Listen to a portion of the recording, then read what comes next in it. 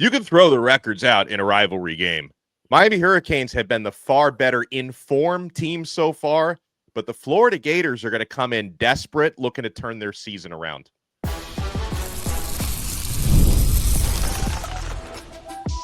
You are Locked On Canes, your daily podcast on the Miami Hurricanes, part of the Locked On Podcast Network, your team every day. I am Alex Donno, host of Locked On Canes. Brandon Olsen, host of Locked On Gators. This is an epic crossover event here on the Locked On Network because the number 4 Miami Hurricanes and the Florida Gators are going head-to-head at Hard Rock Stadium this weekend. Thank you so much to the everydayers for making us your first listen. We're available free wherever you get your podcasts. We're free on YouTube. We're part of the Locked On Podcast Network, your team every day. Today's episode is proudly brought to you by FanDuel. Right now, new customers can bet just $5, and if your bet wins, you'll get $300 in bonus bets to use across the app. Download FanDuel today. We're going to have our game predictions coming up. We're going to talk matchups and keys for this one, as the Hurricanes will look to extend their home winning streak to 10. Florida's going to look for a signature win in this one. We'll talk about the top storylines. And Brandon Olsen, Locked On Gators, I'll start with you because there's been a lot going on in Gainesville, from key injuries to suspensions of one of the assistant coaches. I mean, where do we start?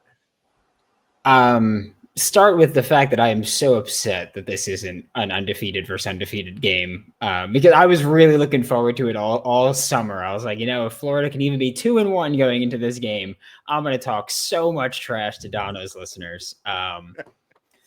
But I can't, and now I know I'm going to have to deal with the comments of like, oh, you don't look as confident this time around, do you? I'm going to have to deal with that little shtick that they're going to bring out there. But I think the biggest storyline is just Billy Napier is, in theory, coaching for his job. I don't even know if he really is at this point. Honestly, if it were up to me, I'd say, hey, I don't care what happens for the rest of the season. You're not the guy. I said this last year after the A&M game. I was like, hey, he's not going to be the coach to win you a championship. Get rid of him. That ended up not being what they did because, they won a few games at the end, and that means you're right back on track. How'd that go for you? But I think that, I don't know if he's really coaching for his job at this point. I don't think he's going to get fired after this game, regardless of what happens, unless it's an absolute blowout again. I don't think this is going to be the game that gets him fired, and a lot goes into that. Partially, Jabbar Jalouk, who is suspended for 3 games due to the LSU pregame altercation, was, I think, thought of as the interim in waiting. And so at least that's how I've thought of him, was that he would be the interim in waiting. And so he's suspended for 3 games. So did that buy Billy 3 games? And also, of course, you fire a head coach and your team is allowed to enter the transfer portal immediately for 30 days. Personally, and I know this is like a scummy side of business here, but this is a business. I'd say I'm going to wait at least 5 games, make sure some guys don't have the opportunity to redshirt and then enter the transfer portal, and then they have more incentive to actually play out the season before just entering the portal at the end of the season, or at least playing a few more games and then entering the portal.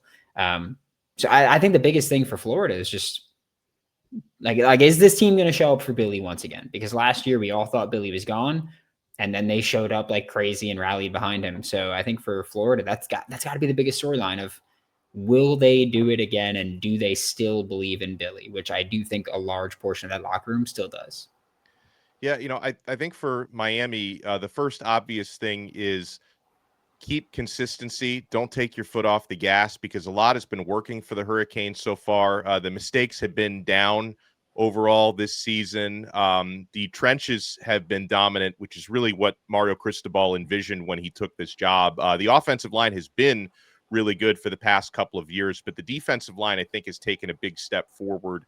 I'm going to be very interested to see how, and we'll talk about this more with our matchups coming up a little bit later, how Miami's defensive line, with Ruben Bane and Akeem Mezador looking unblockable at times, how they're going to match up against Florida's offensive line, which is very good. So we're going to get a look at that on Saturday. That's going to be one of the key matchups. But also the way Carson Beck and his receivers have performed so far has been a really pleasant surprise. I think Miami definitely benefits from, a lot of the negativity and the narrative surrounding Carson when he decided to leave Georgia, because I really believe that lit a fire under him, because a lot of the stuff that people in Athens were claiming about him, that, hey, maybe he's not the hardest worker, he's not the best teammate. His experience so far in Miami going back to January is the exact opposite. The guy has been a film junkie. He's been a leader. From the moment he arrived on campus, he dove headfirst into Shannon Dawson's offense, and even not being healthy enough to throw the football in spring, was still able to hit the ground running when fall practices began. And we've seen, the targets that he's developed the most chemistry with so far. CJ Daniels, formerly of LSU, who comes up with a circus catch or two in every single game. Malachi Toney, true freshman, who's been really good. And you started to see last week a couple of other targets emerge. True freshman receiver Josh Moore had his breakout game with 2 touchdown receptions. And Keelan Marion, transfer receiver from BYU, led the team in receiving against South Florida last week with 6 catches for 81. So, I mean, so far it's one of those things where everything's been working for Miami. So you're going to start to see their consistency tested, because we all remember what happened last year. I mean, Miami had some dicey moments, but they did start the season 9-0 before fading down the stretch. So you have to show the intensity over the course of 12 plus games. That's one thing. And another thing I'm going to be looking at, Brandon, if the scenario comes up in this game, we'll see that the Hurricanes so far this year have not trailed at any point in their games. They were at one point tied against Notre Dame 24-24 in the fourth quarter, but never trailed. Obviously didn't trail against Bethune-Cookman, didn't trail against South Florida. So we haven't seen like how the game plan and how the attitude changes if you're playing from behind. The pass rush, which has had a lot of success for Miami, has been able to, really pin their ears back playing with leads. Miami's had the opportunity to, lean on their running game a lot to milk the clock. So if that scenario comes up this week, we'll find out. But I want to get your take here when we're sticking with storylines. Interesting quarterback storylines on both sides, because, Carson Beck, he's completing almost 80% of his passes so far. He's got 7 touchdowns. He even scored a rushing touchdown against South Florida this past weekend. Carson is actually, it's very early, I don't put a lot of stock into this stuff now, but he's now top in the Heisman Trophy odds according to FanDuel. So he's had a really good start. And then with DJ Lagway, sure, there are a number of different reasons for it, Brandon, but we've not seen, the form that he was in the second half of last year. And Lagway comes off a 5 interception performance against LSU. Yeah, I mean, DJ looked like he was reading in Chinese when he was looking at that iPad on the sideline. It was brutal. I hate doing things like this, but like I really don't remember the last time that I saw a quarterback just look as flustered as he did. And like it didn't even look like he was like oh yeah, like I have no idea what's actually happening. It kind of just looked like he looked as if he was like, no matter what I do, like things are going poorly here. And it was brutal to watch. Like you could just see the frustration on his face after the 3rd pick, and then after the 4th pick, and then after the 5th pick. Like you just saw the frustration every time. And I'll be really interested to see if he bounces back, because I also do feel like maybe there's that little weight off his shoulders of like, well, I'm never going to play a worse game than that. So at least there's that, like, you can only go up from here, I guess. So I'd be really interested to see how DJ bounces back. I'm interested to see how Miami defends Florida. I said this last week when doing the crossover with Matt Moscona of Locked On LSU, where, and that was very Blake Baker style of, we're going to play press man, we're going to be really aggressive, we're going to throw a whole bunch of different looks at you pressure wise. I said that if I'm any defensive coordinator, I'm doing that same thing against DJ Lagway. I'm being as disrespectful as humanly possible. I'm playing press man coverage. I'm sending everything I possibly can at you, and I'm going to do it until you make me respect you. Because at this point, like Florida Gators fans have had the argument of, well, it's because of Florida's offense going so condensed that teams can just blitz the hell out of Lagway and really tee off on him. Last week, we saw them go more spread out than they've ever gone under Billy Napier, and LSU still did the same thing. And my argument for it's because the formation is condensed is that even if you spread things out, that doesn't solve the problem of your passing game, because you still need to complete the passes, and DJ Lagway hasn't done that. So I'm really interested to see that bad. Honestly, the defensive coordinator battle to me is just incredible in this game, because that's how I would defend DJ Lagway. But then also, I mentioned the other day that I think that Garrett Nussmeier is a smarter quarterback than Carson Beck, because I think that football IQ wise, I think Garrett Nussmeier is arguably the smartest quarterback in the nation. Son of an offensive coordinator. You watch the way that he manages the line at the line of scrimmage, and you watch how he just manages an offense. It's incredible. I don't think he's physically a great quarterback at all, but I think that IQ wise, he's maybe the smartest quarterback in the nation. And it wasn't a knock on Carson Beck, but I am very interested to see two things for Carson Beck mentally. One, how he's going to deal with Florida's pressure looks and just the way they disguise pressure and disguise coverage on the back end. I think that's been giving quarterbacks a lot of fits for really the better part of a year. Once they figured things out last year, that's how they defended everybody. That's how they made their plays. That's how they caused hell for quarterbacks.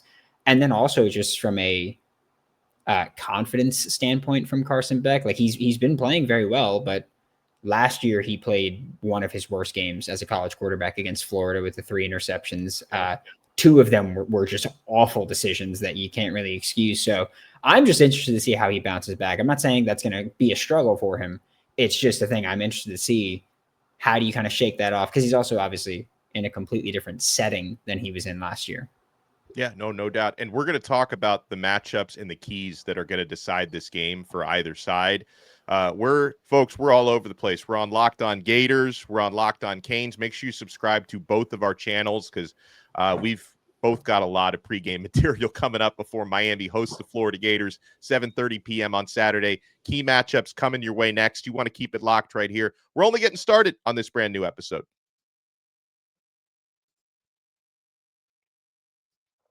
Mazda crafts cars for those who do more than simply move. Mazda delivers confidence with every ride, with more IIHS top safety pick awards than anyone else. From footwork to breathwork, athletes sweat all the details. Mazda brings this same intention to how we craft every model. You can feel Japanese craftsmanship in every detail, from the metallic accents to available Napa leather upholstery. You can make everyday drives feel like anything but, from smooth handling to intuitive controls. With all-wheel drive standard in every Mazda crossover SUV, you can drive with confidence through almost any season. Like our players, we sweat every detail, because when you make every move count, impossible becomes irrelevant. Mazda, move and be moved. All right, friends, it's time for this weekend. It's almost the weekend, and it's time to look back and crown this week's MVP on Who Delivered, powered by DoorDash. Just like you can win every Saturday with DoorDash Streaks, saving more every time you order, these players delivered when it mattered most. Let's break it down. You know who's on a streak? Carson Beck. 7 touchdown passes in 3 games so far this year. Top of the Heisman Trophy odds, for what that's worth. Keep it going, Carson. And he delivered in a big way against South Florida with 4 total touchdowns, 3 through the air, 1 on the ground. When the pressure was on, Carson Beck came through, no hesitation, no delay. And if you've been watching week after week, that performance wasn't a fluke. Beck is on a streak. And just like Beck delivered for the Hurricanes, DoorDash delivers your Saturdays. With DoorDash Streaks, you save every Saturday you order. Stack it up all season, and you can save up to $250, including $100 in DoorDash credits. Order this Saturday. Keep the streak alive. Fuel your game day only with DoorDash. Terms apply. Promo period is through November 18th.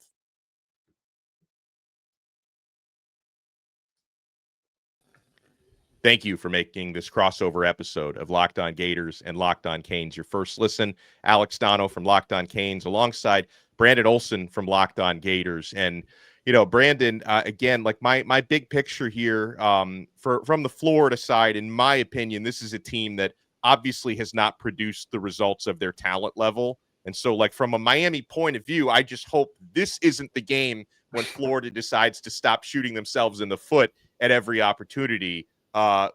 With that said, what do you look at as the keys and the big matchups from the Florida side? I think one of the biggest things is, and you touched on it earlier, is that Florida offensive line against Miami's defensive line. I mean, I know that last year, a lot of people talked about how Ruben Bane just wasn't the Ruben Bane of old. Ruben Bane is the Ruben Bane of old now. Obviously, actually, he's the Ruben Bane of new. He's just been wrecking. And so I think that that's going to come down to it, because Florida against LSU, DJ Lagway was pressured 20 times. And the thing is that a lot of those were just, and by a lot, I mean, I counted like 7 or 8 of them were just guys coming in completely unblocked. And I don't know if that's a Jake Slaughter issue at center. I don't know if that's a DJ Lagway issue at quarterback, but guys just not picking. I know some of the issues, what they were, and we've covered them before, but guys just coming in unblocked is a thing that's happened where I don't remember really looking at the offensive line and seeing them lose reps just outright. Like just watching them, like Austin Barber played a hell of a game last week against LSU. These guys weren't engaging with defenders, then losing reps, and then DJ Lagway getting pressured. It was they're blocking people and unblocked defenders are just coming in. And so again, if I'm a defensive coordinator facing DJ Lagway, that's exactly how I'm defending him. I'm blitzing, and I'm going to hope that and expect that he's not going to call out who needs to be blocked here and that you're going to get some pressure in there. I think that that's one of the biggest things that has really struggled, or that he's really struggled in. We watched him make a lot of calls at the line last week. Those were still issues. So I really don't know to what extent he's making calls, if he's just checking to another play or if he's actually handling protection there. But yeah, if I'm watching this game and I'm going to say, hey, if Florida's offense is going to do anything, I'm looking at the offensive line. I'm saying, you got to hold up, and DJ Lagway, for the love of God, please just make some right decisions, play mechanically sound football. Maybe you'll put up more than 10 points. Just throwing that out there. Just throwing it out there.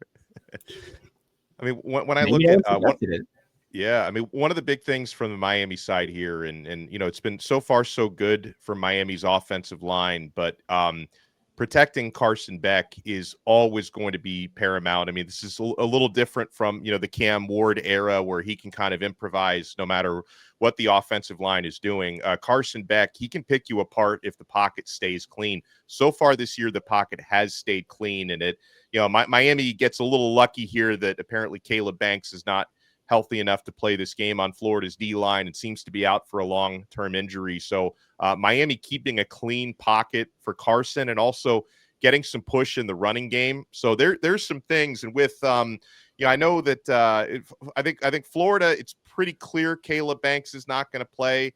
Miami's injury situations are always just shrouded in mystery. So I will say for this week, and I don't want you guys to accuse me of lying again like I did last week, because last week I thought running back Jordan Lyle was going to play and he didn't. And oh, well, you lied. You lied. I lied about Lyle, I guess. And I thought receiver JoJo Trader was going to play last week and he didn't. Cristobal said that like Lyle could have played. Yeah, Lyle could have played against USF, but I guess he didn't get enough reps during the week because of when he recovered. And JoJo Trader was like, it's close. For not being available. So if we are to expect both of them back in, that's obviously Lyle. Lyle is going to add the third punch to Miami's backfield on the ground, and JoJo Trader could give another option. Carson Beck has really spread the football around. So, you know, bottom line, like I see Florida's defense, they've only given up 2 touchdowns all year. And, you know, talking with Shannon Dawson, Miami's offensive coordinator, he gave that unit their respect. He said, watching the film of Florida's defense, they do not look like a 1-2 football team. So I think there's a lot that Miami needs to execute on that side of the football. And then defensively for Miami, you know, the front seven has been so good so far. And you talked about, you know, how Miami is going to try to pressure DJ Lagway. But if we do, you know, see Lagway throwing downfield, you know, Vernell Brown is a guy who's obviously off to a great start for Florida. Want to see how someone like Keontae Scott does against him. Want to see Miami's corners, OJ Frederic and Xavier Lucas, especially how they stand up against what could be one of the tougher challenges they face this year, assuming Lagway does have some time to throw. So, you know, because that was an area, Brandon, I remember how much of a liability Miami's defensive secondary was last year. They've done a lot to try to fix that. New coaching, new defensive coordinators, you guys got a new coach? Personnel. We got a few new coaches, including a defensive backs coach that you guys were a little familiar with, who's now one of Miami's. I thought he went to the NFL. He didn't go to the NFL twice. I heard he went to the NFL. What's one of the top Gator news sources allegedly said, and it didn't happen. Not you, but you know, one of the others. It's interesting. I thought he was out the door. Yeah, no, I think that even if you do have the time, it's going to be really, or even if DJ Lagway has the time, it's going to be really interesting to see if he could actually deliver the ball. I mean, his mechanics, and part of it was, he's been injured for the majority of the past year. Billy Napier mentioned that last week that he's had 4 weeks of practice. So now we're at 5 weeks of practice. And his mechanics really fell apart, honestly. Like you watch the film and his footwork's falling apart and the ball's sailing and then he's overcorrecting and he's spiking it basically. So I do think that that's going to be a really important part here. And for Florida's run defense, like you mentioned, they've been just balling. I mean, last week, LSU had, I think it was like 95 yards on 26 carries, and 51 of those yards came on what ended up being the run to seal the game. But 51 of those yards came with under a minute left in the fourth quarter. And so this defense has just been, I feel bad for them. Like genuinely, I just feel bad for this defense because you had the number 3 team in the nation. You were on the road. Your quarterback threw 5 interceptions. One of them was for 6. And defensively, you allowed 13 points. And your offense couldn't get it done for you. And that just must be so incredibly frustrating. George Gums has been playing stellar run defense, which I didn't really anticipate from him this year. There was a reason that he was mostly in on passing downs last year, but stellar run defense. Miles Graham's just balling. I think Miles Graham's going to be a big key to this game just because I think his overall usage as a blitzer from the off-ball spot, he had a great game against LSU as well. An insane pass breakup where he was like falling backwards and somehow barely got a hand on it. So I think Miles Graham's going to play a huge role here, but I just think that this defense needs to continue doing what they've been doing, which the Miami game is definitely their toughest test so far. LSU's offense has been struggling to get going regardless. So I do think the Miami game is the toughest test so far. But I just watched this and I'm like, how much does it matter? Because if the offense is going to be what the offense has been, and I'm going to watch 2013 Will Muschamp Florida Gators, you're not winning this game regardless if that's how you're going to play on offense. So I do think that the defense has been balling out. I hope they can continue this. But again, I still need the offense to do literally anything, just anything, just one time, just do something for me there. Well, before we move on to predictions, I got a question for you about Florida's pass rush, because if I look strictly at the numbers, they rank 123rd nationally in sacks produced. Pro Football Focus has their pass rushing grade at 102nd in the country. They've got 2 sacks in 3 games. Is that number misleading? Explain to me, like, how for a defense that has produced good results, how they're not rushing the passer. I think that the numbers are misleading. I don't think the pass rush has been great. I don't think the pass rush has been as bad as numbers suggest. Week 1, you played a triple option team. You're not going to rush the passer against a triple option team. Week 2, you played USF in a game that was close. And so you guys don't know what that's like as Miami fans. But for Florida fans, in a game where USF is close, they're going to run the football a lot. They're going to throw screens a lot. And so you're not going to rush the passer in that situation either. And then LSU, a lot of it was genuinely just doing what I think is going to be their game plan for much of the year, which is we're not necessarily going to generate a pass rush just outright. We're going to try to be creative with it, which is we're going to drop edges into coverage and we're going to send an off-ball linebacker and just try to overload one side. And the thing is, like I mentioned, Carson Beck threw 3 picks against Florida last year. He's faced this defense before. Every other year that he was at Georgia and he played Florida, it was always a new defensive coordinator. So now this year, it's the first time where Florida's had a defensive coordinator come back for year 2 as the actual defensive play caller. Carson Beck, yeah, he threw 3 picks last time against them, and that might be in his head, but also in his head is going to be, I've seen this before. Like they're not going to throw new things at me, really. And so I do think that he's got that kind of, I don't want to say it's an advantage or disadvantage for either side. I just think it's a chess match that we're going to see the next steps taken there. And so I think that a lot of Florida's plan has been, we're not really going to be generating a ton of pass rush. I don't think anybody really is against Miami's offensive line to begin with. But I do think that trying to confuse quarterbacks, delay them for a second and let your pass rush get to a quarterback, I think that's the better approach that you're going to see here. And I think that's going to be Florida's approach in this game as well. Makes sense. Coming up next, does Florida get a signature win and improve to 500, or does Miami improve to 4-0 and keep moving on up in that top 5? You want to keep it locked right here. Prediction game coming up on this Locked On Gators, Locked On Canes crossover. You want to keep it locked. Guys, the best deals on tickets are at Game Time. Game Time is the only ticket app that I use, and I'm looking at tickets right now. Florida at Miami this weekend, Saturday night, 7:30, starting at $177, including fees. This is the best deal you are going to find, and you're going to find out why Game Time not only has the best prices, they've got the best services, the best features. Folks, you don't have to worry about endless queues, hidden fees, and prices jumping at checkout. That's why I use Game Time, because it gives the advantage back to the fans. It's the easiest way to score last-minute tickets at the best prices with no surprise fees. What you see is what you pay. Folks, honestly, it's faster, it's cheaper, and it's less stressful than any other way I bought tickets. I love getting the panoramic view in my seat from the app before I buy. So take the guesswork out of buying college football tickets with Game Time. Download the Game Time app, create your account, and use code LOCKEDONCollege for $20 off your first purchase. Terms apply. Again, that's promo code LOCKEDONCollege for $20 off. Swipe, tap, ticket, go. Download Game Time today.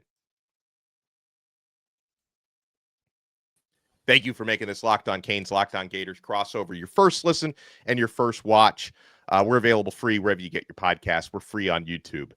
All right, so Brandon, we got two defenses that have been very successful so far this season. Obviously, it's been a little bit of a mixed bag on the offensive side for Florida. Miami's been doing well so far. Do you see this as a lower scoring game because of the defensive matchup? Give me your thought process and what you think the final score is going to be come Saturday night. I'm going to say a lower scoring game. Just at this point, I think every Florida game is bound to be a lower scoring game with how this offense is going. Honestly, I think that's just how it is with this offense until they prove me wrong. Like I've said about how to defend Florida, I'm going to do that until they prove me wrong, because why wouldn't I? If someone shows you who they are time and time again, believe them. And so that's what I'm going to do until they prove me wrong. I think it's going to be a lower scoring game.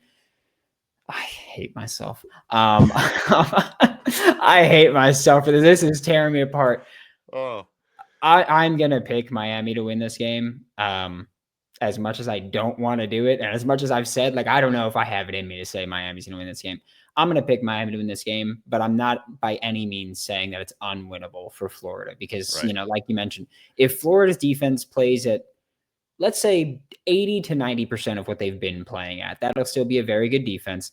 And if your offense just stop shooting themselves in the foot. I mean, we've had 4, 5 offensive touchdowns called back because of holding calls and because of one offensive pass interference call. So, I mean, like, it's been there. You just haven't finished at all. And I know that that's, moral victory. We don't actually care about that. But, like, I think that when you look at the process, they've been there. They just got to finish it. Will they finish it? Who knows? But I think this offense, if they figure that out, can at least be average. And with an elite defense, I think that you can carry that over. So we'll see that. My biggest fear, though, is that if Florida's offense continues to be Florida's offense and continues to lead to interceptions and punts, is that like a defense can only be elite for so long. At some point, they're going to break, and it's going to happen. And that's what happened. One of their 2 touchdowns allowed was USF after Florida kept punting and kept giving them the ball back. Florida was looking to the sideline. USF snapped the ball, had a deep shot available there. And so that was one of the 2 touchdowns allowed. It's just, you can only rely on a defense keeping you in the game for so long. And this offense has done everything they can to keep you out of games. So I'm going to pick Miami as much as I hate it. I don't think that it's an unwinnable game for Florida. But yeah, I can't put any faith in this offense until they give me one singular reason to give me faith in this offense. I just can't do it. Yeah, and as I mentioned at the top of the show, strange things can happen in rivalry games, but I am going to, and hopefully these are not my famous last words, I am going to trust the mental DNA of this Miami team because they obviously have the physicality. They obviously have had the success on offense, the success in the trenches so far. Up to this point of the season, first 3 games, well, 2 out of 3, I don't really Bethune-Cookman pick, who cares? But I've been pretty conservative on my Miami predictions so far. But you mentioned the scenario of the Gator defense eventually breaking, and I'm gonna go bullish on this one. Part of it is I think Miami can force some takeaways on Lagway, have some short fields, maybe a defensive touchdown. So here's what I'm going to do for my prediction. You meet the Gator, and then you meet Mario Cristobal's belt. And we are going belt to behind for a 42-16. Not 41-17, 42-16. Miami Hurricanes win in this one. You better hope they win. You better hope they win is all I'm going to say. Yeah, all the Gator blogs are pulling this clip and bookmarking just in case they need that footage a little bit later. But I'm going 42-16. But man, I want a good game. I want a great crowd there at Hard Rock Stadium. They in our little old rented stadium, the crowds have been pretty good so far this year. You said it this time, not me. You said it. Just want to throw that out there before I get the comments about me making the joke. Yeah, they'll hear me say it. They'll still attribute the quote to you. He made him say it. He made him do it. That's it.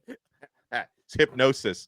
I want to thank everyone for making this awesome crossover episode. And if you're a Locked On Canes listener, make sure you check out Locked On Gators. If you're a Locked On Gators listener, probably not too happy with me after what I just did with the props, but check out Locked On Canes. And Brandon Olsen and I always have a good time. Everyone have an awesome weekend, and we will talk to you next time right here on the Locked On Podcast Network. Your team every day.